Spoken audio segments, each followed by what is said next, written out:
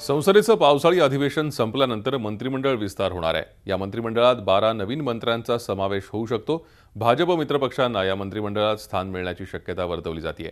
बिहारमध्ये राजकीय उलथापालथ झाल्यानंतर नव्याने एनडीएत सामील झालेल्या जेडीयूचाही मंत्रिमंडळात समावेश होण्याची शक्यता आहे। तर दुसरीकडे शिवसेनेनेही आणखी एक मंत्रालय मिळावं अशी मागणी केली आहे। सध्या शिवसेनेकडे एक कॅबिनेट मंत्रिपद आहे। संरक्षण, माहिती आणि प्रसारण, नगरविकास, पर्यावरण ही 4 महत्त्वाची खाती रिक्त आहेत। मनोहर पर्रिकर यांची गोव्याच्या मुख्यमंत्रीपदी वर्णी लागली। व्यंकय्या नायडू राष्ट्रपती पदाचे उमेदवार आहेत, तर पर्यावरण मंत्री दवे यांचं निधन झाल्यामुळे मंत्रिपद रिक्त झालंय। तर स्वाभिमानी शेतकरी संघटनेचे खासदार राजू शेट्टी यांची नव्या मंत्रिमंडळ विस्तारात वर्णी लागणार असल्याची चर्चा जोरदार रंगतीये। मात्र त्यांनी या वृत्ताचं खंडन केलंय। आश्चर्य या गोष्टीचं वाटतं की प्रत्येक विस्ताराच्या वेळी माझं नाव चर्चेला येतं।